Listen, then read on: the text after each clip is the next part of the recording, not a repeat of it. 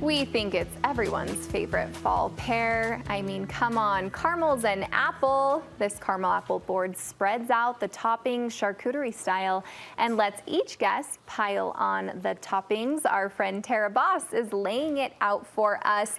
It's gorgeous, it's stunning, and you love it. You love this concept. You're crowning this the best way to eat a caramel apple. You know, as a girl, if we have stuff on our lips, the last thing we want to do is to bite into a solid caramel apple. And, you know, then we have clown face. It gets all over our fingers.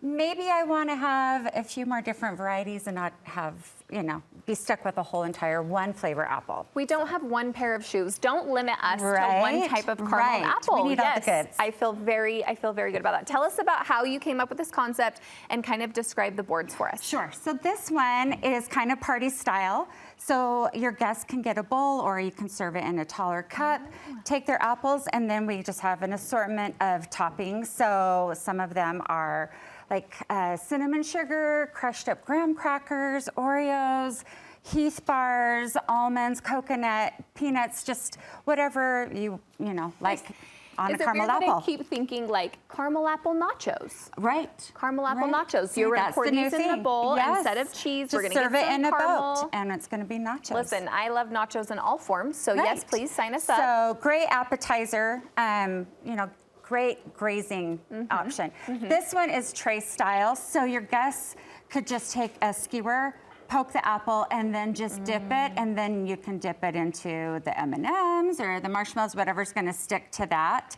So that's more of your traditional charcuterie style there. And how fun for the kids. Because I think we're all talking about the candy and the this, and I am literally pulling candy out of my kids' laundry. I'm like, wow, we have Twizzlers in pockets. This is something your kids could do. But this is something your kids can do, and also, the apple just makes it better. I mean, it's healthier. We're feeling like we have a little bit of help with that like candy guilt.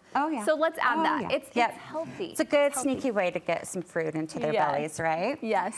Tell me about these cold drinks. Okay, I love so these. I'm going to have you help me. We're going to put it together a Halloween style board. Listen, I am here for it. So it's so, you know, this display is so fun and it's really versatile. So we'll put the apples in each of these. So we have 3 different kinds. Okay. Now the apple choices, it really doesn't matter. It's whatever you like. Some people like the tart of the Granny Smiths. Okay. These are Honey Crisp, which are my favorite. I do love Honey Crisp. And then I have some Golden Delicious. So it's a little bit more mild.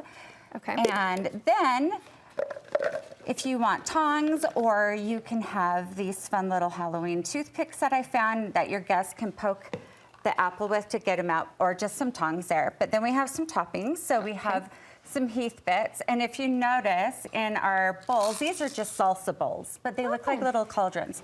And then I found these fun little spoons that are these little shovels. I'm gonna put it in this bowl right here. So it's great for the Halloween theme. And then we have some mini M&Ms. M&Ms. We have to add that color, that fun. My boys would eat these by the handful. Right. Mini marshmallows. Mini marshmallows. You can do those kind, or you can do the fresh, more puffy marshmallows, obviously. Then we have some mini chocolate chips. I feel so productive. You've had this all ready for me. I'm just pouring and dumping. Easy peasy. Yes. Like Reese's Pieces. Halloween colors. And last. And then I have some fun Halloween sprinkles, because sprinkles are always fun. Because we need them. Yeah. Oh, and I just made a mess. And there's always sprinkles for every holiday. So if you think in the future for Christmas coming and stuff, you can always add sprinkles, even as just a little bit of decoration onto your board. So now that we have our toppings, you'll want to serve it with some caramel. So you can get a potion bottle, and you're going to make it syrup, you know, so it's not too thick, so it can pour easily. Or you can have it just in a crock pot with a ladle, and your guests can put the caramel on. And then you can also use just these fun little snack cups or, you know, or bowls, whatever you want. Okay, and you're actually, now some of us would just go buy caramel from the store, but you're gonna walk us through your salted caramel recipe. Yes. Okay, I'm excited about this. Tell us about it. Okay, so it does take a while to make, so you need to have some patience. So we're just gonna talk about the process. So you're going to want to have a pan and a whisk. I'm gonna hold this one. I like that kind of whisk because it helps get the bottom of the pan. And this is 2 cups of sugar. What is this called something special? I don't know. Okay, listen. We're all My here. favorite whisk. Listen, That's what it's called. Yep. So you're going to Send heat us this an on medium. Okay. Now, my favorite tip is to get a saucepan that's bigger because your sugar then isn't as thick on the bottom, so it melts faster. Okay. So sometimes if you have too thick of a layer, it takes quite a while and then you run the risk of getting clumps. So you're gonna put your sugar in and you're just gonna put on medium and just let it sit for a while.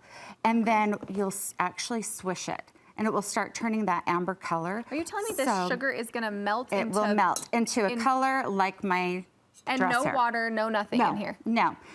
And so once you see that the bottom is turning that amber color, you just swish, swish, swish. And then when almost all the sugar is melted, then that's when you want to whisk it and get the rest of the heat incorporated into the sugar. Okay, another reason for having a bigger pot is once you add the next ingredient, which is going to be 12 tablespoons of butter. Room temp is better because the temp won't make it boil up as high. Okay. So it's going to raise. And so then you're going to incorporate the butter with the sugar, and it takes a while to stir that all in. You'll see a separation there, but it will come together. After that, you're going to remove it from the heat, and then you are going to pour in 1 cup of heavy cream, and then the same thing will happen. It will bubble up, so I always use room temp. Okay. And then you're going to stir that until that's all ready. And then if you want salted caramel, you'll do a tablespoon of sea salt. Okay. If Is you this don't want, is this coarse salt? It Okay, is. okay. If you don't want salted caramel, leave the salt out. This is the time that you could add like a teaspoon of vanilla. You could even add pumpkin spice. You could use cinnamon. You could even do black licorice. The possibilities whatever. are endless. Yeah. Tara, this is And such a that's it. beautiful concept. I'm so excited. I want to try this. This is so great. Tara, where can we find more from you? Thank you. I'm at Instagram and Facebook, and I'm Boss Lady Dessert Studio. Such a fun follow. Thanks, Tara. Thank you.